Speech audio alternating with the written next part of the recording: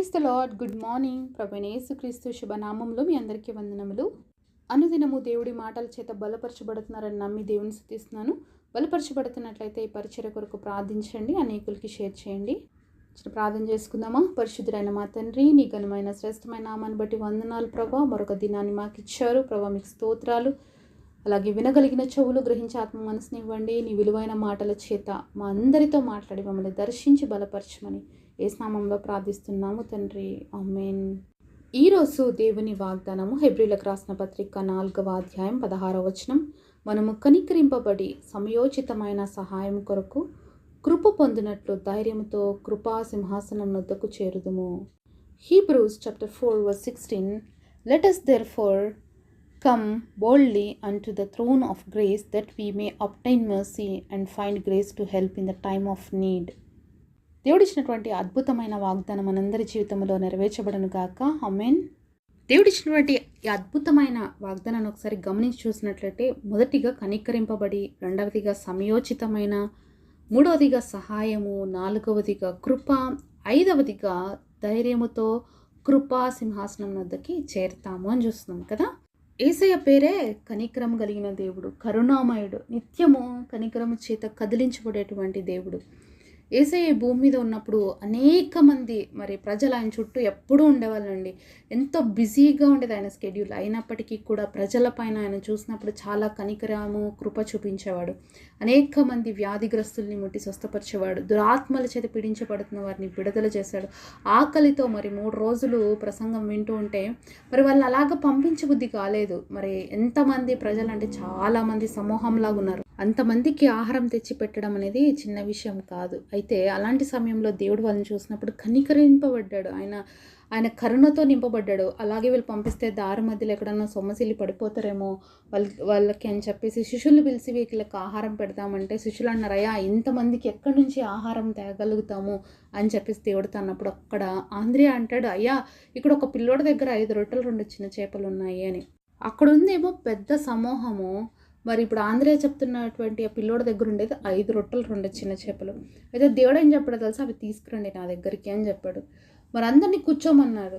దేవుడు వాటి కోసం ప్రార్థించాడు, వాటిని విరిచిచ్చాడు, వడ్డించమని చెప్పినప్పుడు 5,000 మంది తిని 12 గంపలు ఎత్తినట్లుగా మనం చూస్తామండి. ఎంత అద్భుతమైన కార్యం కదండి. 5 రొట్టెలు 2 చిన్న చేపల్ని దేవుడు 5,000 మందికి, పురుషులు మాత్రమే, స్త్రీలు ఎంతమంది ఉన్నారు ఆలోచించలేము కదా. పురుషులు ఎంతమంది ఉంటే స్త్రీలు ఎంతమంది ఉంటారు, పిల్లలు ఎంతమంది ఉంటారు, వృద్ధులు ఎంతమంది ఉంటారు. అంతమందికి దేవుడు సమృద్ధిగా ఆహారాన్ని పెట్టాడు. దేవుడు కనికరం కలిగిన వాడు కాబట్టి మన దగ్గర ఉన్న కొంచాన్ని ఆయన చేతిలో పడితే చాలు, ఆయన దాన్ని సమృద్ధిగా చేసి మనకి ఇవ్వటానికి శక్తివంతుడు. ఇది మనం మొదటిగా నేర్చుకోవాలి. దేవుడి చేతిలో మనం కలిగినటువంటిది అప్పగించినప్పుడు ఆయన మనకి సమృద్ధిగా తిరిగిస్తాడు. ఇక్కడ సమయోచితమైన సహాయం కొరకు అని చూస్తున్నాం కదా. సమయోచితమైన సహాయం అంటే ఏంటంటే తగిన టైంలో దేవుడు మనకి ఇస్తాడనమాట. ఈ సమయంలో ఏది కావాలో అది ఇస్తాడు, ఇంకొక సమయంలో ఏది కావాలో అదే ఇస్తాడు, అంతే కదా. ఇప్పుడు ఆకలి అవుతున్న వాళ్ళకి ఏమి ఇవ్వాలి, ఆహారం ఇవ్వాలి. అలా కాకుండా వస్త్రాలు ఇస్తే అది సమయోచితమైన సహాయం అంటామా? కాదు కదా. అలా అన్నమాట. దేవుడు అక్కడ ఆకలి అవుతున్న వాళ్ళకి ఆహారం పెట్టాడు, రోగాలతో వచ్చిన వాళ్ళకి రోగాల్ని స్వస్థపరిచి పంపించాడు, కానీ వాళ్ళకి డబ్బులు ఇచ్చి పంపించలేదన్నమాట. అలాగే రోగాలతో. కాబట్టి దేవుడు సమయోచితమైనటువంటి సహాయము చేసేటువంటి శక్తివంతుడు. ఈరోజు నువ్వు ఏ పరిస్థితిలో ఉన్నావు, ఈ టైంకి నీకు ఏ సహాయం కావాలో ఆయనకు బాగా తెలుసు. కాబట్టి నువ్వు వెళ్ళి దేవుడి సన్నిధిలో మనం ఏం చేయాలి, ప్రార్థన చేయాలి. సమయోచితమైన సహాయం కొరకు దేవుడి సన్నిధిలో మనం ఏం చేయాలి, కనిపెట్టాలి. దేనికోసం కనిపెట్టాలి, ఆయన కృపను పొందుకోవడం కోసము. అంతేకాకుండా పరిస్థితులు చూసి మనం అధైర్యపడేవారిగా ఉండొద్దు. పరిస్థితులు చూసి మనం కలవరపడేవారిగా ఉండకుండా మనం ఏం చేయాలి, సమయోచితమైనటువంటి సహాయము చేసేటువంటి దేవాది దేవుడి దగ్గరికి, ఆయన కృపా సింహాసనం దగ్గరికి వెళ్ళి మనం ప్రార్థన చేయాలి. ఎప్పుడైతే దేవుడి దగ్గరికి వెళ్తామోనండి మన సమస్యలన్నీ కూడా పరిష్కరించబడతాయి. ఆంద్రియా చూడండి, దేవుడు అడుగుతున్న ప్రశ్నకి ఆంధ్ర ఇచ్చిన సమాధానం ఏంటంటే, ఇక్కడ 5 రొట్టెలు 2 చిన్న చేపలే ఉన్నాయి అని చెప్తున్నాడు. అయితే దేవుడు వాటిని సమృద్ధిగా బ్లెస్ చేసి ఇచ్చాడు. అలాగే ఈరోజు నీ దగ్గర ఏదైతే ఉందో, ఏమైతే లేదో అదన్నీ కూడా దేవుడికి తెలుసు. నువ్వు ఏ పరిస్థితిలో ఉన్నావో దేవుడికి తెలుసు. నువ్వు ఎలాంటి పరిస్థితులు గుండా వెళ్తావో దేవుడికి తెలుసు. ఎలాంటి పరిస్థితుల్లో ఉండబోతున్నావో కూడా తెలుసు దేవుడికి. పాస్ట్, ప్రజెంట్ అన్నీ కూడా దేవుడికి మన గురించి తెలుసు. మన ఫ్యూచర్ దేవుడికి తెలుసు. అయితే నువ్వు ఏం చేయాలి? ఆయన కృపా సింహాసనం దగ్గరికి రావాలి. ఆయన సింహాసనం దగ్గరికి వచ్చి మనం మొరపెడితే, మన పరిస్థితి ఆయన దగ్గర విన్నవించుకుంటే పరిస్థితులన్నింటినీ కూడా తారుమారు చేసేటువంటి శక్తివంతుడు దేవాది దేవుడు. రాజు అయినటువంటి హిజ్కియా జీవితంలో దేవుడు ఏం చెప్పాడంటే, ఇంక మరణిస్తాడు హిజ్కియాకి చెప్పు అని చెప్పేసి ప్రవక్త హిజ్కియాని పంపిస్తే, హిజ్కియా ఇంక ఏడ్చేస్తున్నాడు. అయ్యా ఒకసారి నన్ను జ్ఞాపకం చేసుకో, నా పట్ల కనికరం చూపించు అని ప్రార్థన చేస్తే, ఇంకా నడిమి ముంగట్లోకి మరి రాజ్యంలోకి తిరిగి రాకముందే ప్రవక్త అయినటువంటి మరి యెషయాకి దేవుడు ప్రత్యక్షమే అంటున్నాడు, మళ్ళీ పోయి చెప్పు హిజ్కియాకి, ఇంకా నేను ఆయుష్ పెంచుతానని అన్నాడు. ఎంత కనికరం కలిగిన దేవుడు అండి. ఇంకా రాజ్యంలో నుంచి బయటికి కూడా రాలేదు, ఇంకా ప్యాలెస్లో నుంచి కూడా బయటికి రాలేదు ప్రవక్త, అప్పుడే వెంటనే హిజ్కియా ప్రార్థన విన్నాడంటే ఎంత కనికరం కలిగిన దేవుడు అంటే మన దేవుడు. సమయోచితంగా ప్రార్థనకి జవాబిచ్చేటువంటి దేవుడు. ఆ సమయంలో హిజ్కియా అంత బాధపడుతున్నాడు కాబట్టి వెంటనే జవాబు పంపించాడు. యాక్చువల్లీ యెషయా ప్రవక్తను దేవుడు ఎందుకు పంపించాడు? నువ్వు చచ్చిపోతావు, నీ ఇంటిని చక్కబెట్టుకో అని పంపించాడు. కానీ హిజ్కియా ప్రార్థన చేసిన తర్వాత కనికరం కలిగిన దేవుడు వెంటనే జవాబిచ్చాడు. మళ్ళీ యెషయాని నడి ముగిట్లోకి వచ్చిన తర్వాత వెనక్కి వెళ్ళిపో, చెప్పుపో, నువ్వు బతుకుతావు అని చెప్పు అన్నప్పుడు మళ్ళీ ప్రవక్త అయినటువంటి యెషయా వెళ్ళి ఆ విషయాన్ని మరి హిజ్కియాతో చెప్తాడనమాట. కాబట్టి ఏ సమయంలో దేవుడు మన ప్రార్థనకి ఎలా ఆన్సర్ ఇవ్వాలో ఆయనకు తెలుసు. అయితే మరి ప్రవక్త అయినటువంటి మరి యెషయాని పంపించి ఏ విధంగా వెంటనే జవాబును మరి హిజ్కియాకి దేవుడు అందించాడో, అలాగే మనకు కూడా రైట్ టైంలో మనకి సహాయం చేస్తాడనమాట. ఎవరినైనా వాడతాడండి మనకి దేవుడు సహాయం చేయడానికి. ఏలియాని చూసాం, కాకులు ఎప్పుడు కూడా ఆహారం పెట్టవు, ఆహారం కోసము మరి మరి వేట్లాడతాయి, అవి కొట్లాడతాయి, మరి గుంజుకుంటాయి. అలాంటివి మరి లాగేసుకునేటివి ఇప్పుడు మరి ఏలియాకి ఆహారాన్ని పంపించాడు దేవుడు వాటితోనే. కాబట్టి ఈరోజు నీకు శత్రువులుగా ఉండొచ్చు, నీకు వ్యతిరేకులుగా ఉండొచ్చు, నీకు కాని వారు కావచ్చు, కానీ నీకు సహాయం చేయడానికి దేవుడు ఎవరినైనా వాడతాడు అనే విషయాన్ని గుర్తించాలి.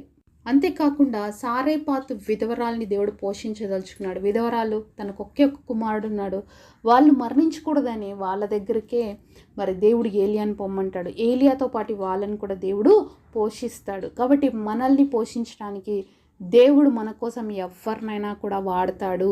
దేవుడు తన బిడ్డల కోసం ఏదైనా చేస్తాడు అనే విషయాన్ని మనం ఎప్పుడు గుర్తుపెట్టుకోవాలండి. పరిస్థితులనే తారుమారు చేసేస్తాడు. మరి యుద్ధం చేస్తున్నారు యెహోషువ వీళ్ళు మోయోబులతో. సమయంలో మరి యెహోషువ చేసిన ప్రార్థన ఏంటంటే, సూర్యుడా ఆగిపో, చంద్రుడా ఆగిపో అంటేనే దేవుడు ఆ కమాండ్ని విన్నాడు. దేవుడు ఆపేస్తున్నాడు. ఒకరోజు ఇంచుమించు ఒకరోజు సూర్యుడు అస్తమించే త్వరపడలేదు అని దేవుడు వాక్యంలో చూస్తాం. సూర్యుడిని చంద్రుడిని కూడా ఆపేసినాడు. ఏలియా ప్రార్థన చేస్తే వర్షం పడకుండా చేశాడు. ఇంచుమించు 3.5 సంవత్సరం వర్షం పడలేదండి భూమి మీద. ఆలోచించండి.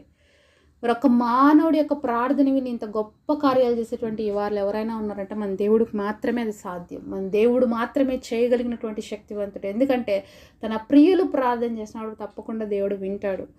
కాబట్టి ఈరోజు నువ్వు నేను ప్రార్థన చేస్తే సమయోచితమైన సహాయాన్ని దేవుడు మనకు పంపిస్తాడు. సూర్యచంద్రులనే ఆపేశాడండి దేవుడు వాళ్ళ కోసము. వర్షాన్ని పంపించలేదు దేవుడు. ప్రతి ఋతుక్రమంలో వర్షం రావాలి, అలాంటిది 3.5 సంవత్సరం వర్షం పడలేదంటే ఆలోచించండి ఋతువులన్నీ ఎంతగా మారిపోయి ఉంటాయో. మరి ఒక రోజు సూర్యుడు ఉదయించకుండా మరి అస్తమించకుండా అంటే పరిస్థితులు ఎలా ఉంటాయండి తెలుసు కదా.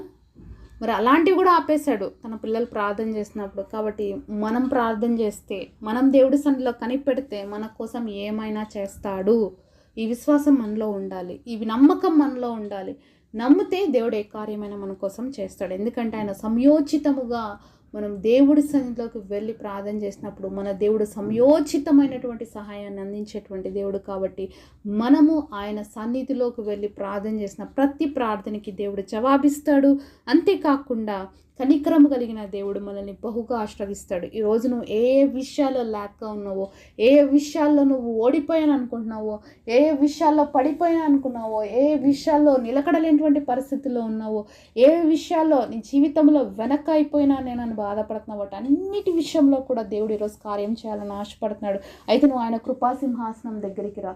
అయితే నువ్వు ఈరోజు దేవుడి సన్నిధిలోకి వచ్చి మోకరించి ప్రార్థించి తప్పకుండా దేవుడు వాటికి నీకు జవాబిస్తాడు. మరి ఆయన ఆశతో ఎదురు చూస్తున్నాడు దేవుడి సన్నిధికి నువ్వు రావాలని. నువ్వు వచ్చినట్లయితే సమయోచితమైన సహాయాన్ని దేవుడి సన్నిధిలో నుంచి పొందుకుంటావు, అలాగే అద్భుతాల్ని చూస్తావు. అట్టి కృప కనికరం దేవుడు మనందరి పట్ల చూపించునుగాక. పరిశుద్ధుడైన తండ్రి, మీరు మాతో మాట్లాడిన ప్రతి మాట కొరకే వందనాలు తండ్రి. మేము ధైర్యముతో కృపా సింహాసనం వద్దకు చేరటానికి మా అందరికీ కృపనివ్వండి అయ్యా. నీ కనికరం చూపించండి. మీ కనికరం లేకుండా మేము ఎవ్వరం నీ సన్నిధికి రాలేం ప్రభువా. నీ కనికరాన్ని మా పట్ల నీ దయను చూపించి నిరంతరం నీ సన్నిధిలో ఉండి మొరపెడుతూ ప్రభు అద్భుతాలను చూసేటట్టుగా మా అందరికీ కృప చూపించి గొప్ప వాగ్దానం మా అందరి జీవితాల్లో నెరవేర్చమని యేసు నామములో ప్రార్థిస్తున్నాము తండ్రి. ఆమేన్.